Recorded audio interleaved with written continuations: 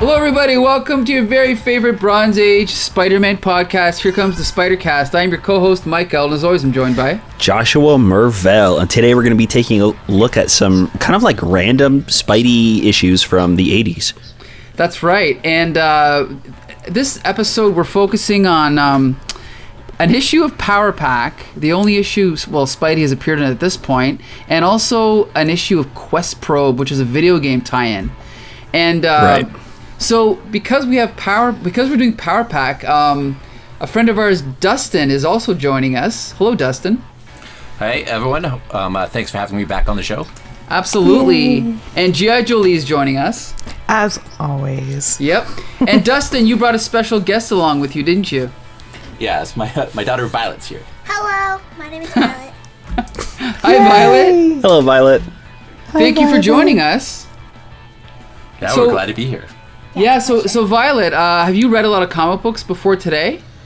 Well, I really enjoy going to the comic book store every day, but I mostly have collected like every MLP comic ever, and and I enjoy graphic novels, but other than that, I haven't read too many like superhero comics or anything like that. And so Vlad has all the Teen Titans and all the My Little Pony comics. That's Wow. amazing. Cool. We actually Awesome. know a couple people who are artists on that book. Oh, really? Wow. Yeah. Yep. And then we have a lot of graphic novels. So a lot of the ones like, what are some examples of some of the graphic novels we have? Phoebe and her Unicorn. Yeah, Phoebe and her Unicorn and a bunch of other graphic novels. Lots and lots of graphic novels. Cool. Well, here's the thing about superhero comics. Some of them are good, some of them are bad. A lot of the ones we've been reading lately are pretty rough. But thankfully, the first one we read today, Power Pack number 6, was actually really good. I thought so anyway. It's written by Louise Simonson, who just did the issue of Marvel Team Up we reviewed last week. And it's drawn by June Brigman. And this was a comic book conceived by Louise Simonson in the 80s. It was pitched to Jim Shooter as a book about a family of superhero kids who kept their secret identities from their parents. And Jim Shooter was hesitant about the idea, but he went for it. And it ended up lasting, I think it was something like 60 to 80 issues or something. And I'm actually surprised this hasn't been picked up for a TV show or a movie yet, because I think this concept is great. But so let's just talk briefly about the plot in this issue. It starts out with is this Dragon Man? Yeah, it starts out with a character named Dragon Man, and basically Dragon Man is being held hostage somewhere. We don't really know where yet, but we touch base with the Powers family. The Powers family is 4 brothers and sisters, each who have superpowers. They have a secret identity. They have a costume. But the parents, like we said, do not know the superheroes. They live in the Upper West Side of Manhattan in a little apartment. And, just like a normal family, except they all have superpowers. So basically, they wake up, they go about their day, and they find out that, and the parents are going out. I'm not sure why they're leaving. Oh, they're going to the... What is it? The opera? No, It's a party for the university. Yeah, Right. I only read this yesterday and I already forget. So anyway, after they leave, they entrust the kids on their own, and they basically tell them, you have to pick up milk while we're gone. They're like, okay. So the 2 brothers are together and the 2 sisters are together. And of course, they get into mischief. So the 2 brothers decide they want to go and meet Spider-Man, or they want to go find Spider-Man. So they dig up this Halloween Spider-Man mask, and they put it on and just take off and start flying through the air looking for Spidey. Because they're wearing their costumes, but their costumes don't protect their faces. Right. They don't conceal their identities. So they have to put like this plastic Spider-Man costume with an elastic band around it. Anyway, Jack does to hide his face. But this is kind of a cool scene because instead of just bumping into Spider-Man, they actually see from across another building, they see Spider-Man and Cloak and Dagger interacting on top of a building. In fact, it's so close to something that we'd see in a Spidey comic. This might actually be one of the scenes from Spectacular, but I'm not sure. I don't think it's exact. But it's like something we've seen, right, Josh? Yeah, we've definitely seen Cloak and Dagger talk about their origin story and how they're trying to stop these villains from creating more super beings like them. So this could easily tie in, I think, slot in pretty much anywhere from the spectacular stories that they've appeared in. So and they're totally in character. They've got the same conflict that they do from the comics, from the Spider-Man comics, the dialogue matches, the characterization. So anyway, so then we jump over to Katie and Alex flying through the air, and Katie and Julie. Okay, right, and it's Alex and Jack, right?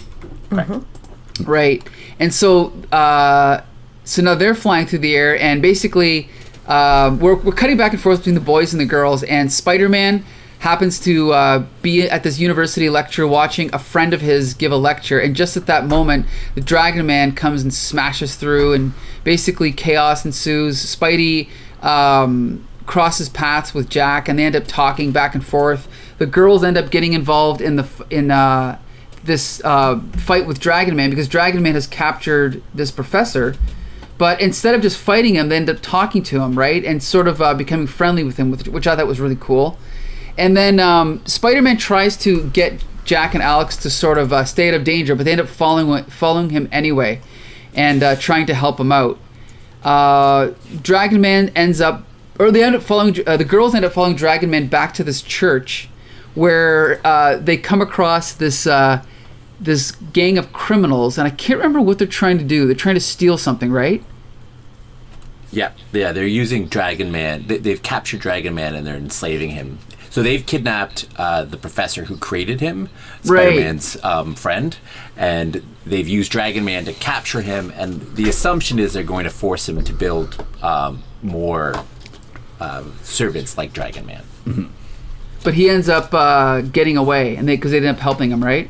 Yeah, so Julie, the girls help Dragon Man escape. Right. Julie and Katie. And then that's pretty much the end of the story. It pretty much wraps up. The kids all end up going back home. The parents are completely unaware of the adventures they've been on. And in fact, the kids don't even know that each other have been on this adventure, right? Because they never came across each other, did they? Yeah. And there's a pretty important thread left hanging, which is that the girls have named Dragon Man Baby. Oh, that's right. I forgot about that. And they've brought him home, and they are keeping him in the storage unit at their in their condo building. Right. Oh, yes. Oh, it's so cool. I love this stuff. See, again, this would be a perfect, like, almost like a sitcom, right? Like, this is playing to a general audience. It's funny. It's got great characterization. So, Dustin, let's just start off with you. What was your impression of this comic, and why are you a Power Pack fan? Oh, I like this comic. The story holds together well. The parents aren't dumb. It's really them sneaking out. Like, there's an age thing here that nowadays you might not leave your 13-year-old in charge of his 3 younger siblings. Right. But this is 1989. That's just normal. That's the way things worked back then. So one criticism I always have of sort of modern storytelling is the parents are always dying, or there's some reason why the parents aren't catching them. And so far, it's just been, the parents are just going out and doing their jobs, which is a really normal way to allow these kids to get into the adventure. Right. So that seems really natural. It's, there's not, the exposition is all very sort of handled with a light touch, so I like that, yeah.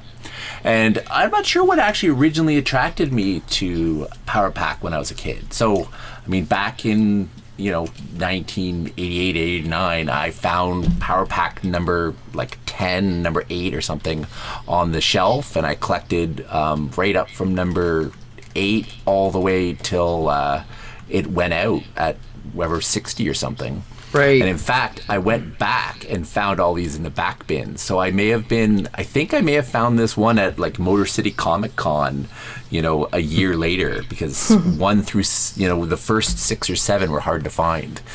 Just there wasn't a lot of them in the back bins. Right. So for those that don't know, the cast of this book is made up of kids aged, I think it's 5 to 8. I think so, right? The oldest, I think, is 12 or 13. Oh, So there's 4 kids. Oh, right. The middle boy, or is 8, I think. Yeah, I think it goes, at this point, I think it goes like 6, 8, 10, 12 or something like that. Right, For the okay. 4 kids. And so, Violet, how old are you then? I'm 11. You're 11. So this is probably one of the first times you've read a superhero comic with characters that are about the same age as you then, right? Well, I haven't read that many superhero comics, Okay. but yeah. Okay, so what did you think of this story? Oh, I really liked the story. It wasn't like crazy, like intense. It was nice, and I liked Dragon Man. But I was curious if Dragon Man is that been a character that's ever came up before, or is he just new to this comic? That's a good question. I know he's been in other comics.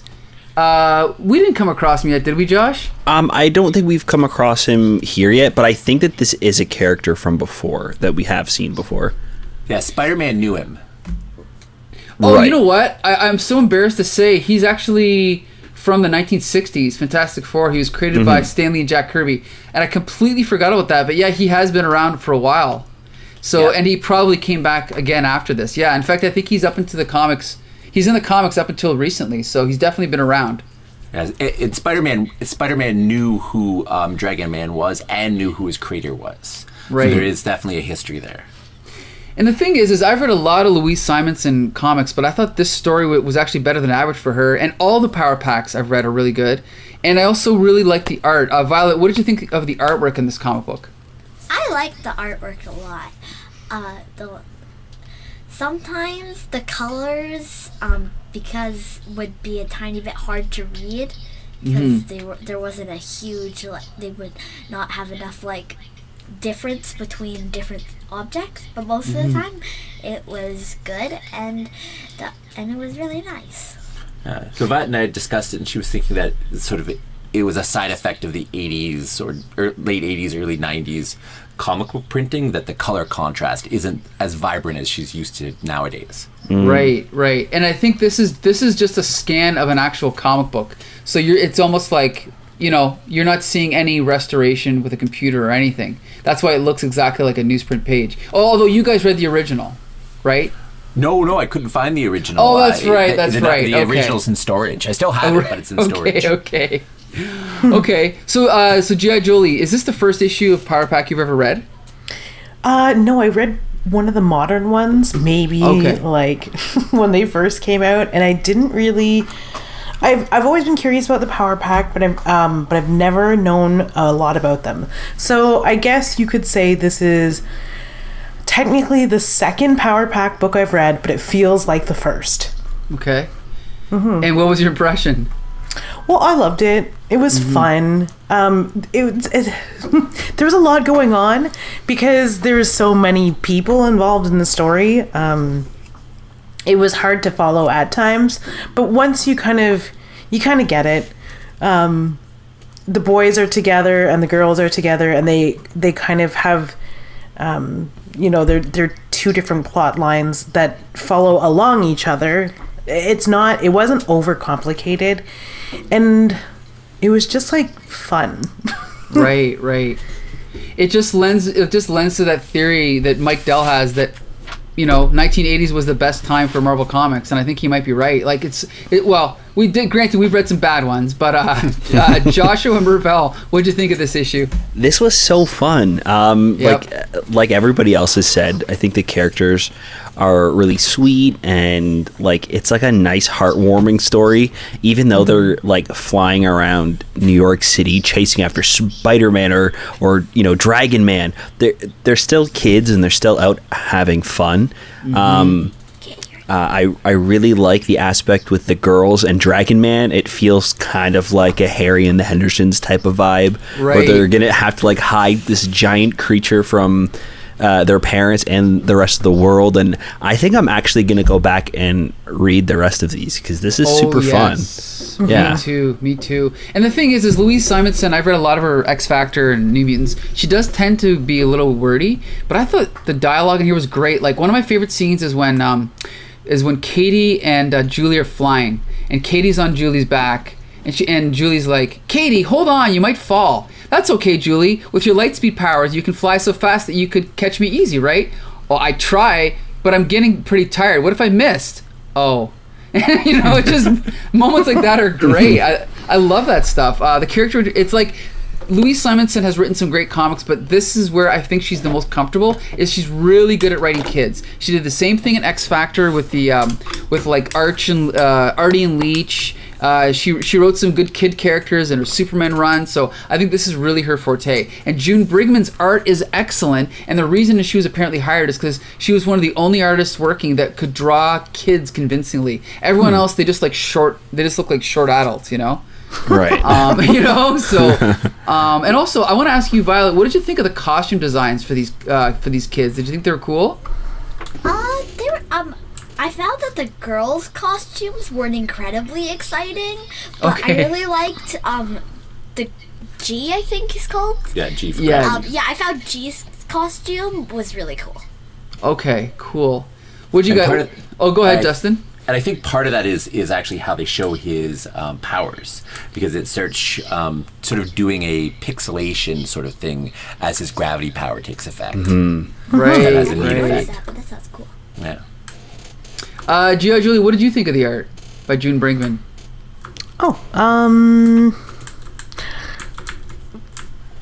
It was okay. Oh, okay. It looked like a comic book. Mm-hmm. It wasn't like, it looked exactly like I would, when you pick up a comic book and you don't expect to be, you just expect to read. Right. And be entertained, and that's it. That's exactly what happened. Like, there weren't things that were so outrageous or spectacular or too experimental that it took you out of the story. Right. And it just had the ability to let my brain have fun. Sure. Yeah, because it's not... 50% of the book, or not 50%, but a certain percentage of comic books is about the art, but sometimes I don't want to think about the art. Mm-hmm. Sometimes I really just want to go on an adventure hiding a dragon man in the basement with two girls. Sure.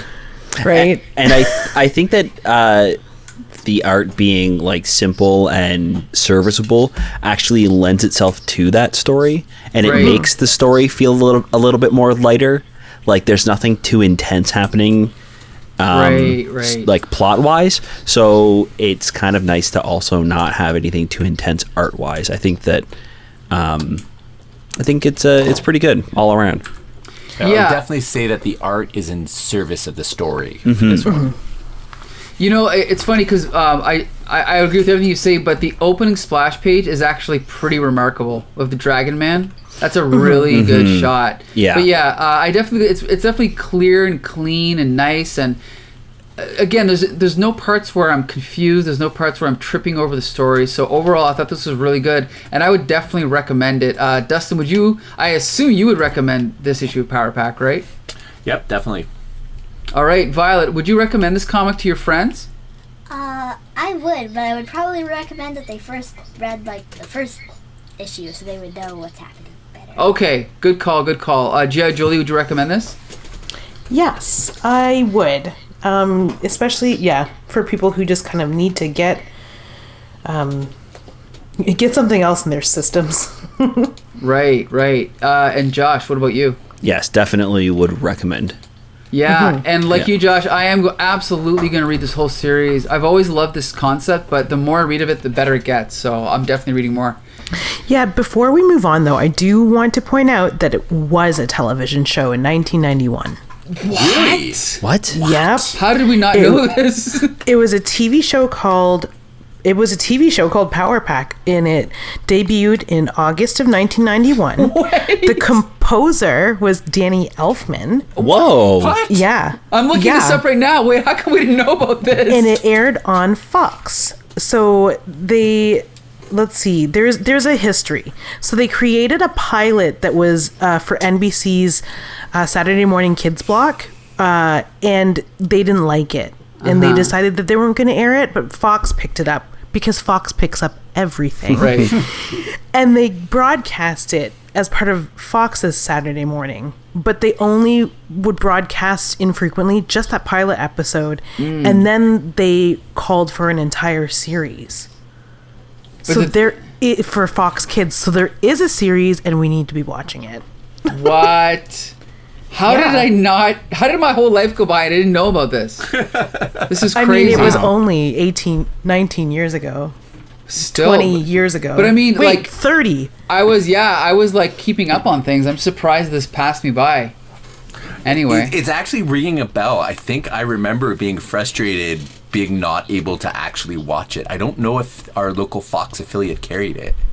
I had this because I was collecting Power Pack at the time, and I remember just vaguely trying to watch it and not being able to. Wow. You mean Fox 2 Detroit let you down? Shame. No, that would have been Fox 50. Remember, that was when Fox was still on UHF in Detroit. Right. Oh my God. I think I could where I lived in Huron County, I think we picked it up. We were able to pick it up on the antenna. Yeah.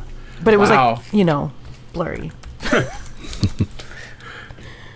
So anyway, now I know what I'm doing tonight. But anyway, so Josh, we are now going to move on to a very rare thing. Well, at least at this time, a video game tie-in called Questprobe. Right. Featuring the Hulk, Spidey, and the Fantastic Four. And Josh, you can take it from here. Yeah, this is actually the only video game tie-in that's canon in Earth 616.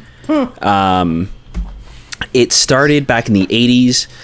Marvel was really trying to license their stuff out for merchandise, and they wanted to get into the home PC video games. So they went to one of the larger ones at the time, which was Adventure International, and they made they had planned to make 12 text-based action-adventure games for the home PC. And they actually only got through 3 of them when Adventure International filed for bankruptcy. So they never got to finish the rest of them. And there were supposed to be 12 tie-in comics to go along with the action-adventure games, but they only made 3 because the comics were canceled along with the video games. So they actually went back later on, and the next one was supposed to be X-Men. Oh, no. So they already had that comic started, so they ended up releasing it in Uncanny, I believe it was. And then afterwards, they picked up this story later on in the 80s, I think 89 or maybe possibly even 1990, in Quasar. What? Yeah. Really? So this story actually finishes off in the Quasar comic book. Yeah. Well, now I have an excuse to read Quasar. Okay, good. Yeah, another excuse. Restart the podcast. Yeah. So tell us what happens in this series here. So we start off in issue number 1 of Questprobe. We have it's featuring the Incredible Hulk, which is the first tie-in video game as well. And we are we see this planet called Scadam, which is lovingly named after the writer and creator of both the comic and the video game, Scott Adams. Okay. And they're pretty much all of these people that live on this planet. They're sitting around this monitor and they're seeing this fleet of ships called the Black Fleet fly towards their planet in the solar system, and they know that these pirates are going to come and destroy everybody. But they vowed, because this planet is completely peaceful, that they won't fight back. And the only one who decides to stand up and do anything about it is this alien named Durgan the Philosopher. So he takes it upon himself to send a robot type of character to Earth named Chief Examiner to go and scan and collect information about different superheroes from Earth. That way they can Chief Examiner can return with that information. And we don't see what happens in the Questprobe comic, but later on we find out in Quasar that they use all this information from the 12 superheroes he was supposed to collect data on to create a giant 100-foot robot that combined all of their superpowers together to fight the Black Fleet. Wow. Yeah. Okay. Jeez. Awesome. So pretty much the Questprobe comics is the chief examiner going to Earth, and in each issue he goes to a different superhero and scans them, and the video game itself actually takes place while the character, the superhero, is being scanned. So it's gotcha. So Okay. so the Questprobe video game is like the scanning, and it's like testing the abilities of that superhero. Gotcha. Okay. In the video game. So it was made to this was made to be read alongside playing the video game. Sure. Wow, that's So- why the video game was so enthralling. But yeah, we're definitely going to touch on the video game later on. For sure. We're not going to talk much about number one. I'll just say that it reminded me a lot of, whenever Marvel does a tie-in with a toy or a TV show or a video game, it always has a certain vibe to it. And the fact that they had to make this video game work in a comic book story, I think, is the most fascinating part about it. And of course, it reminded me of Transformers number one, which happened to be written by the same guy, Bill Mantlo. And so number one, again, not a masterpiece, but I definitely enjoyed the way that they so cleverly made this video game into a comic book. I thought it was really cool. But yeah, we're going to talk about the second issue, which is with Spidey, right? Yes. So why don't you tell us what happens in the Spidey issue? Okay, so we saw in the first issue that the chief examiner looks a lot like Mysterio, and it just so happens Mysterio is escaping prison at the exact same time as the examiner is going to try to scan Spider-Man. So we kind of get this mix-up where Spider-Man is fighting Mysterio, who has held who's held up the Daily Bugle and has holding everybody there hostage to get in contact with Spider-Man. So he's fighting off Mysterio there while the chief examiner is there trying to get Peter Parker or Spider-Man to jump through the portal so he can scan him.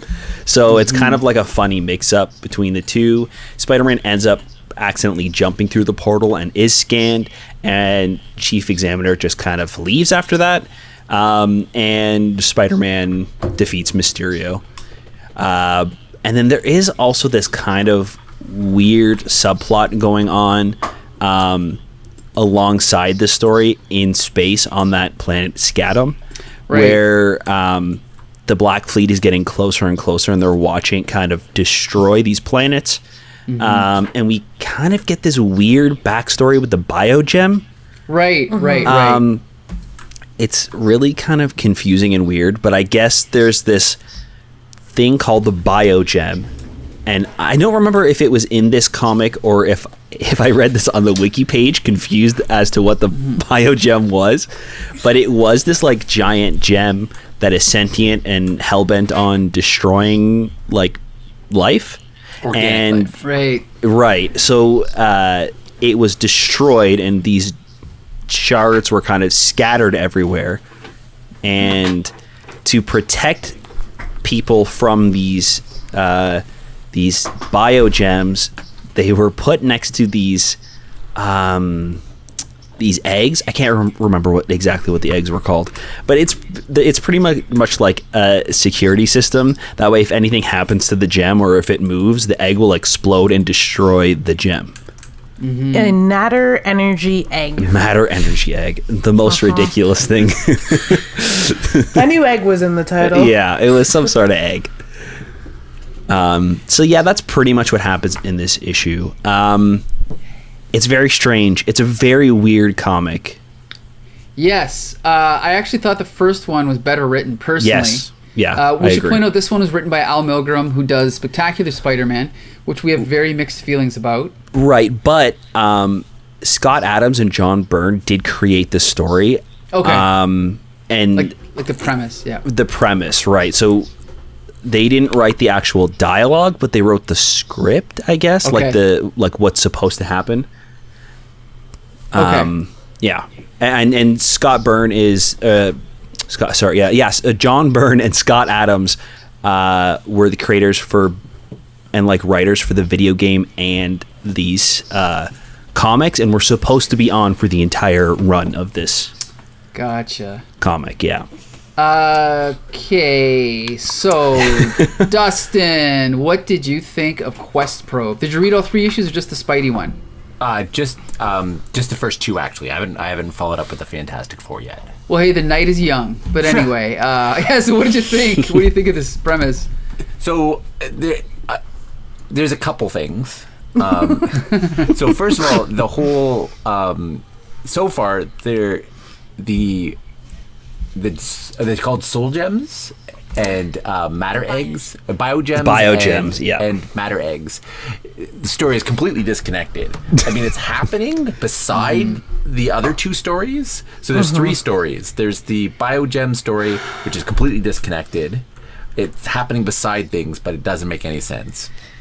And then there's the sort of Black Fleet and this planet, and there's that storyline with the person who looks like Mysterio coming back to gather the powers. That one makes sense. And then there's Spidey's, which is pretty straightforward. Spidey's story makes sense, but they're all happening at the same time, which is definitely not easy to follow. And the amount of exposition is a bit painful. Yeah. Apparently, the reason why the biogems are in the story is because when you play the Questprobe video game, you're going around collecting gems. Yeah, I figured it was just... So, I think it was just a weird way to tie it in, and later on you were going to find out that the gems were more connected to the larger story, because I think the Black Fleet is using the gems. But why they're scattered on Earth, like where Spider-Man and Hulk is, I have no idea. Right. Like they're just kind of there. Yeah, why are they in the Daily Bugle offices? Yeah. One of the biogems. Why is that there? I don't know. So Violet, do you play a lot of video games, Violet? Yes and no. Did not, but I've been very interested in them. I've recently gotten a Nintendo Switch, so it's went from like barely any video games to like a ton of them. Welcome to the club. Yeah. So this is probably unlike any video game you've ever played. And I've seen, I tried to figure out how to play it. Of course I couldn't. But I can barely play Pong. But anyway, did you enjoy this comic, Questprobe, Violet? Oh, I enjoyed it a lot. What I thought was that the over like story of like Spider-Man getting confused about like the 2 different people looking really similar, and the gems and all that was very interesting, and the dialogue was painful. Yeah, we have to agree. There would be there was one time where I actually remember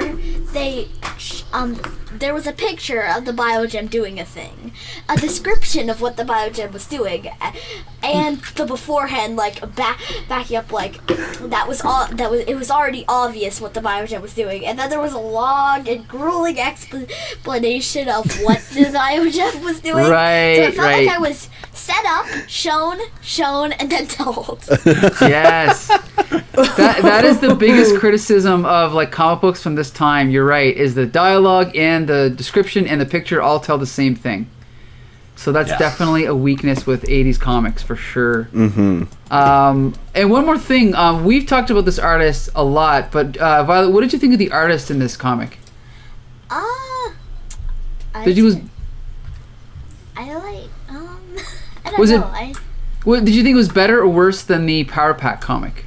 I did not notice a huge difference, honestly. Okay. It just both looked like comic book art. Okay. But there were a lot less shadows in this one than the other one had. The other one had a lot of shadows. It had less. I actually didn't mind the art in this. It's by Al Milgrom and Jim Mooney, and I thought it was serviceable. The story was confusing. We'll talk about that a little bit later. But G.I. Jolie, what'd you think of this comic? Oh boy, was this ever like Dustin and Violet. I only read the first two because I think after this I don't know that I could have taken much more. Right. But now that I know that the third issue is Fantastic Four, I might I might revisit. But yeah, I mean, I like science fiction a lot, and to have it not done well is painful. As Violet said, painful. And this story was super painful. Yeah. Yeah. It was not great, but it wasn't terrible. The art, do you know what? The art was not great either. It's the anatomy was not clean in a lot of the spots. And that was really distracting for me. But other than that, particularly like Spider-Man. There's a lot of Spider-Man where the penciler is trying to put him in a dynamic pose, but can't pull it off. Right. There's a lot of weird elbows and weird knees. Yeah, and I don't know that if it was like if the poses were a victim of poor, like someone who, the penciler who didn't know anatomy well enough, or if it was the inker who couldn't interpret the lines in the penciling and kind of messed up the inking. It's a good question. I mean, I know that Jim Mooney is a good artist, and I know that Al Milgrom's not a good artist, so I'm going to blame Al Milgrom.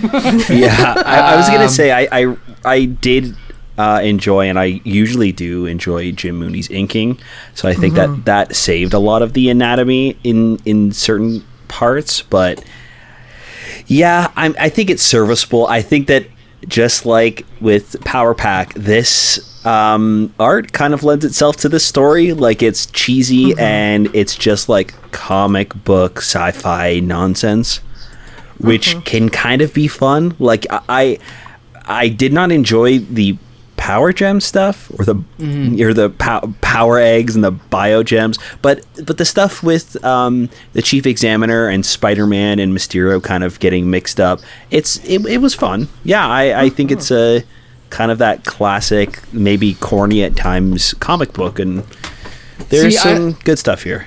I thought the mix-up was my least favorite part. I mean, it's funny in like a sitcom kind of way, but I really thought it was forced. Like, the fact that Spider-Man would mix up those two, to me, is ridiculous. But whatever. I mean, I also enjoyed the cameo by Ace Frehley, Like, this one guy, what's his name? The one dissenting guy from this alien race. I can't remember his name, but he looks exactly like Ace Frehley, but with yellow and purple instead of black and white makeup. The Chief Examiner. Or no, not the Chief... Durgan. The philosopher. Durgan? No, it's Durgan's. Like Durgan's like student. Right. I see. Yes. Okay. I like that. Yeah, like all that stuff is just innocent. It's fun. I like all that stuff. But I actually thought the Spidey stuff was off. So definitely a mixed bag. Like I said, I actually thought the Hulk issue was kind of better. I think so too. Yeah. No, it was totally better. Yeah. I did read the third one. Yeah, so did I. Go ahead. I thought it was the worst of the three. Yeah, it was in not a way. good. In a way, you know what though? It was by David Michelinie, who I usually like, and the inks were by Joe Sinnott, so that's good.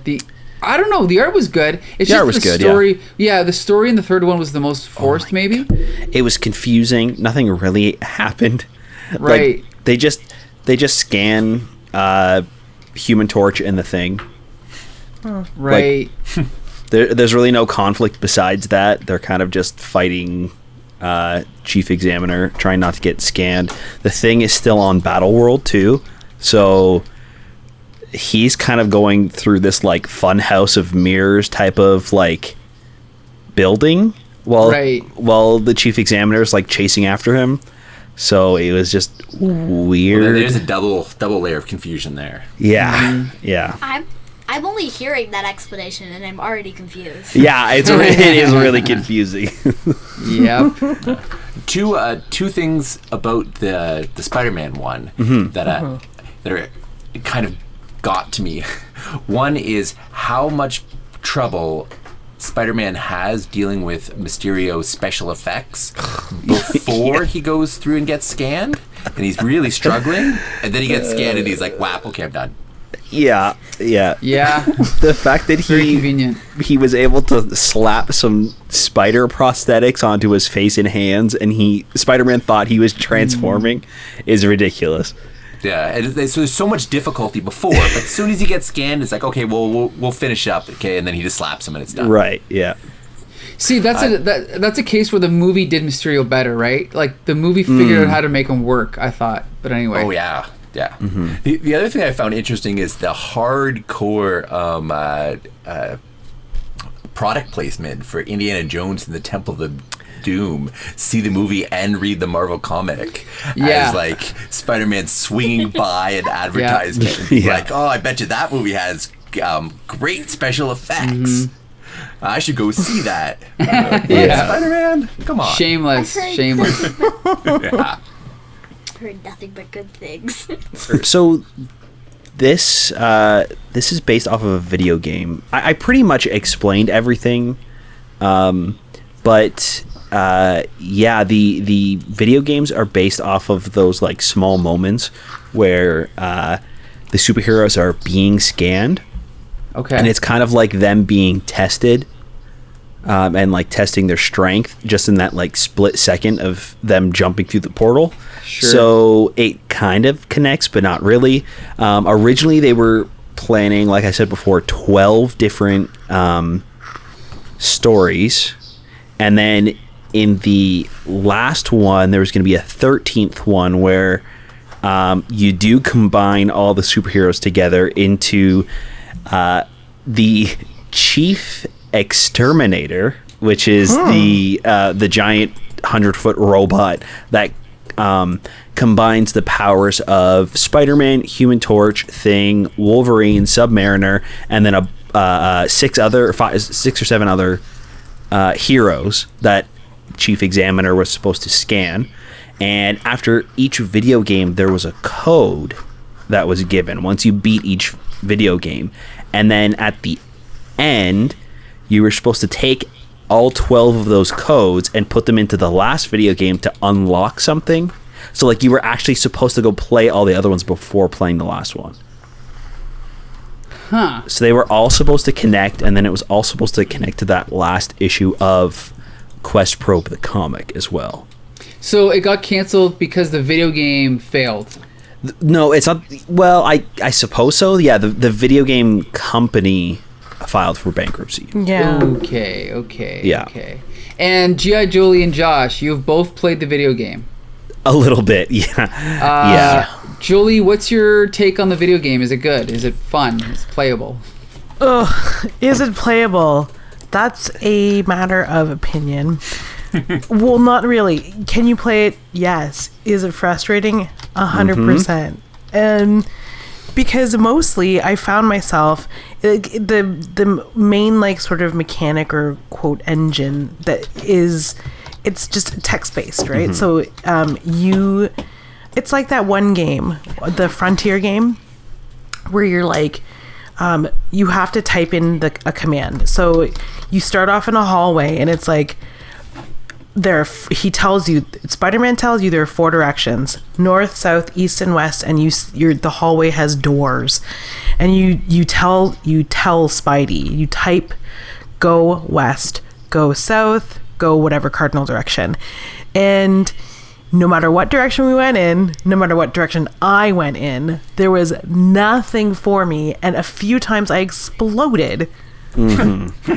Yeah, so it was, needless to say, I figured out how to open the elevator door in the lobby, and that's as far as I could get without just giving up. Yeah. Right. And I believe the exploding aspect was the egg.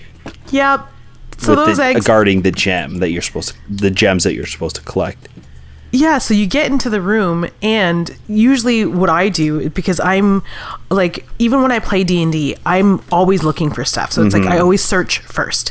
So I was like, search room, and it's like, oh, The egg is throbbing. It explodes. You die.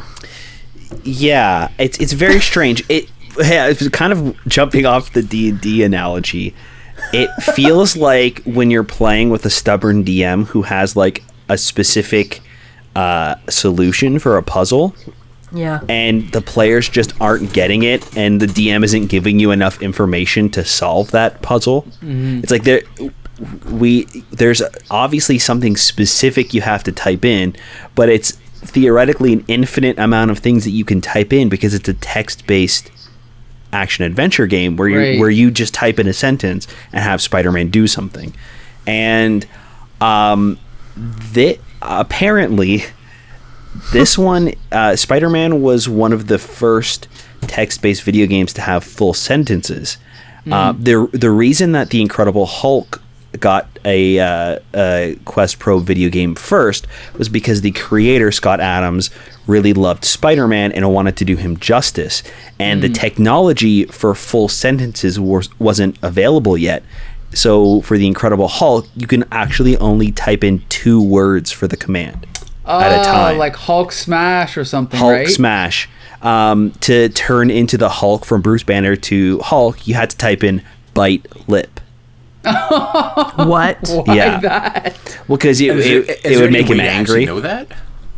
I would assume that the video game, like the floppy disk, came with a manual to start you off, but because we were playing an emulator online, that wasn't available right away, so we just jumped in and started typing sentences in, not knowing what the heck was going on.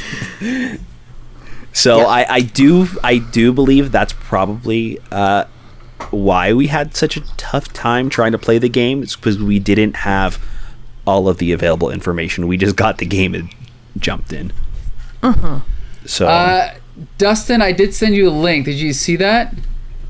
Yeah, so we tried, Vlad and I were just trying to open it up, and it's not, it's a little rough. Yeah. Yeah, it is. It may beep at you as though it's shrieking. Yeah, it will scream. So, seeing that link, Violet, does that make you want to play that video game? I kind of want to try it just to see. Yeah. Yeah, Violet's a big fan of retro video games. So am I. Perfect. Yeah.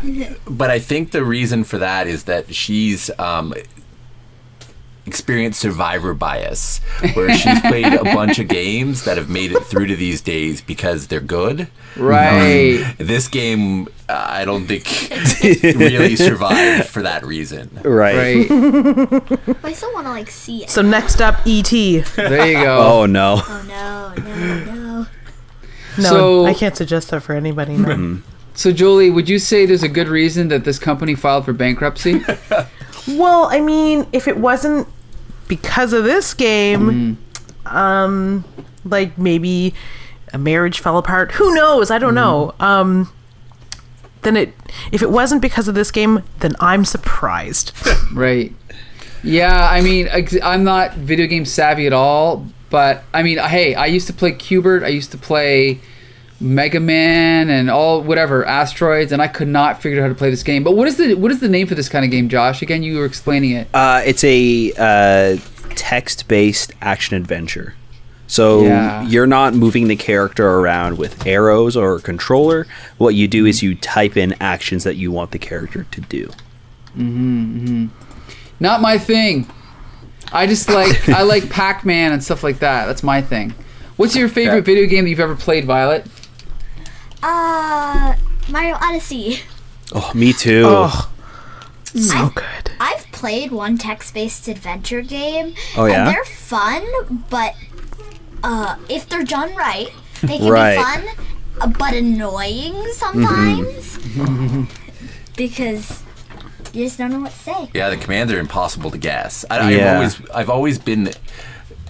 It seems like a mystery to me for the people who play these games. How do you guess? Because I'm always like, go forward, and it's like you fall down a hole, and then I'm like, whoa, what am I supposed to do? Even when I want to do it, it never. I usually tell the game to do something. I must have like a weird way of phrasing things, because it always is like, nope, I don't know what you're doing, and then you fall down a hole. And sometimes the things that you do that seem to make sense, like will screw you over and you'll have to like restart, or like you'll die or something. It's kind of like a choose your own adventure book, where it's like some of the options that you're given seem like the right thing to do, but then you have to restart afterwards, and the story ends after the choice that you made, and you've got to replay from a certain point. Yeah, or in the case of this one, it's exactly like the choice where no matter what you pick, you die, or the outcome is terrible for both and the story ends. Did you ever get those choose your own adventures where one, like, no matter what fork you took, you were done? Yeah. Yeah. And you know, the worst part about the video game is it wouldn't let me drink Hydro Man. Boo! Yeah. Okay, so to wrap up this episode, I could say we all recommended Power Pack. Questprobe, tread lightly. You know, it's a good, you know, it's an artifact, right? It's a fun artifact, but not a great comic. Yeah, if you're interested in the video game itself or possibly the history of it, I think it's fun. Maybe it might be good to come back and read the first issue to get context if you're reading the larger story in Quasar. But other than that, I don't think I would recommend this one. And just for anyone that wants to know, it actually continues in Marvel Fanfare number 33. That's where they published the X-Men story. Yeah. Right, okay. Yep, and then it goes to Quasar 35 to 41. But anyway, Julie, are you going to read more Questprobe? Oh, I think Violet had something to say. Sorry. Yeah, I heard a squeak. Yeah. I would just like to say, for Quest Pro, I would say that if you want to read it, you should just take it as a little funny thing and don't really pay attention to the dialogue. Good point. We agree. Good idea. I like that suggestion. In fact, don't bother reading the dialogue. Just kind of scroll through it. The pictures kind of tell their own story very well. Violet had a good time mainly talking smack about it. Oh, man. Violet, are you looking for a job? Do you want to be one of the co-hosts for the show? Yes. Because that's pretty much what we do on the show, too. Take over reviewing Marvel Team Up for Josh. There you go. Has anyone not recommended or yet? I've lost track. Yeah, Josh? I'm the same. Yeah, Justin? I think. Okay, yeah. Yeah, I'm the same. I don't recommend it. Yeah. Okay. Yeah. Unless you're reading it for kitsch value. All right. Okay, so that wraps up this week's episode. We definitely want to thank Dustin and Violet for joining us. We'd love to have you back on again. Well, thanks a lot. We had a good Yeah. time. Yeah, we would love to too. Oh, that'd be great. And we want to thank Jolie for joining us. Oh, you're very welcome. All right. And as always, I will read what you hand to me. That's right. And Josh, you can take it from here. Yeah, we also want to thank you guys for listening to the podcast. It really helps when you leave us a review over on Apple Podcasts or drop us a line on Twitter at HCTSpidercast. Please let us know what you guys think about the comics we're reading and the episodes themselves. We want to keep that comic conversation going. That's right. So until next Monday, this has been Here Comes the Spider-Cast. All right, see you then.